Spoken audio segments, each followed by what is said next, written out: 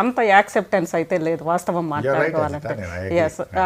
ఆ రోజు మీరు రాజకీయాల్లో ఆ రోజు నిలబడ్డారు, జలదృశ్యంలో నిలబడ్డప్పుడు ఇంత ఒక తెలంగాణ రాష్ట్రం సాధించడము, సాధించిన తెలంగాణ రాష్ట్రంలో అధికారంలోకి రావడము, ఇవన్నీ సాధ్యమని అనుకున్నారా? To be frank with you, ఆ రోజైతే కొంత నాలాంటికి డౌట్ ఉండేది. సరే, కేసీఆర్ గారి విజువలైజేషన్ ఉండేది. తప్పకుండా మనము బుగ్గ కార్లలో తిరుగుతూ జై తెలంగాణ అంటాం అనేవాడు. మరి అధికార పార్టీలో ఉంటూ జై తెలంగాణ అంటాం, అధికార పార్టీలో ఉండి ఉద్యమాన్ని ఉధృతం చేస్తామని కూడా చెప్పిన రోజులు ఉండేవి.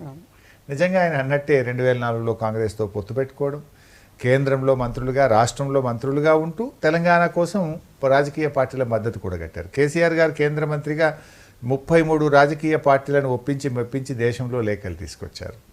అయితే పార్టీ ప్రారంభానికంటే ఒక ఏడాది ముందే పని ప్రారంభమైంది. బేసికల్లీ ప్రొఫెసర్ జయశంకర్ గారు, ఆర్ విద్యాసాగర్ రావు గారు, ఉస్మానియా యూనివర్సిటీలో political science professor Madhusudan Reddy గారు, ప్రొఫెసర్ ఔటా ప్రెసిడెంట్గా ప్రొఫెసర్ పురుషోత్తం రెడ్డి గారు ఉండేవారు. ఆయన ఇలా చాలామంది అడ్వకేట్స్, ముఖ్యంగా సమైక్య రాష్ట్రంలో ఏ ఒక్కరోజు తెలంగాణ న్యాయవాదులకు అడ్వకేట్ జనరల్ దక్కలేదు అనేటువంటి తీవ్రమైన ఆవేదన ఉండేది. వాళ్ళలో కూడా సీనియర్ అడ్వకేట్స్, ఇట్లా ఎంతోమందితో గంటల కొద్దీ, రోజుల కొద్దీ వారు చర్చించేవారు.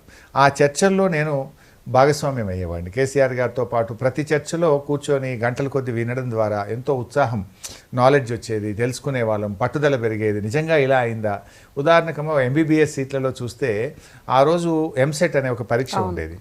700 ర్యాంక్ వస్తే తెలంగాణలో ఎంబీబీఎస్లో సీట్ రాదు, ఆంధ్రప్రదేశ్లో 1200 ర్యాంక్ వస్తే సీట్ వస్తుంది. రాష్ట్రం ఒకటే, ఎంసెట్ ఒకటే, మరి పరీక్ష ఒకటే. కానీ ఓసీలో ఇక్కడ 700కి ఆగిపోద్ది, అక్కడ 1200కి వస్తుంది. అంటే ఏంటి, ఎందుకు ఇంత అన్యాయం అంటే ఇక్కడ కాలేజీలు తక్కువ, లోకల్ రిజర్వేషన్ ఉంటుంది. లోకల్ రిజర్వేషన్ అనుకూలంగా తెలంగాణలో కాలేజీలు సీట్లు తక్కువ కనుక అవకాశాలు లేవు. అంటే ఇది నిజంగా నష్టమే కదా తెలంగాణకు అని అలా అనిపించేది. అలాంటివి మమ్మల్ని అట్రాక్ట్ చేసేది. ఆ చర్చల్లో పాల్గొనడం ద్వారా మాకు తెలిసేది. అంటే అసలు ఇన్ని రోజుల్లో తెలంగాణ నుంచి ఒక అడ్వకేటు నమ్మకమైన వాడు దొరకలేదా, ఒక అడ్వకేట్ జనరల్ కాలేడా అని కూడా అంటే ఆ 1 year డిస్కషన్స్ను నన్ను బాగా ప్రభావితం చేసినాయి.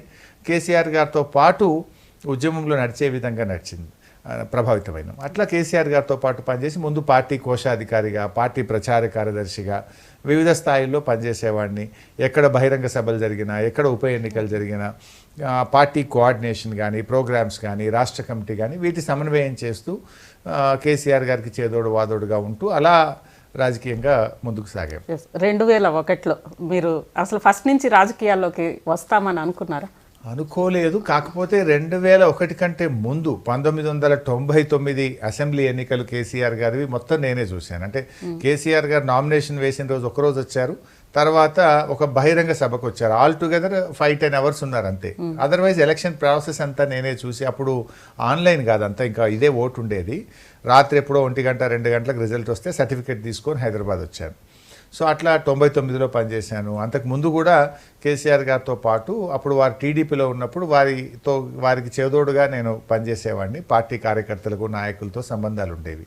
కానీ అప్పటికి నేను ఇంకా రాజకీయాల్లోకి వస్తాను అనుకోలేదు. ఎప్పుడైతే తెలంగాణ ఉద్యమం వైపు కేసీఆర్ గారు ప్రయాణం ప్రారంభించారో అప్పుడు ఇంకా వారితో పాటు రాజకీయాలు. పార్టీ నిర్మాణం చూస్తే సరే, ఆ రోజు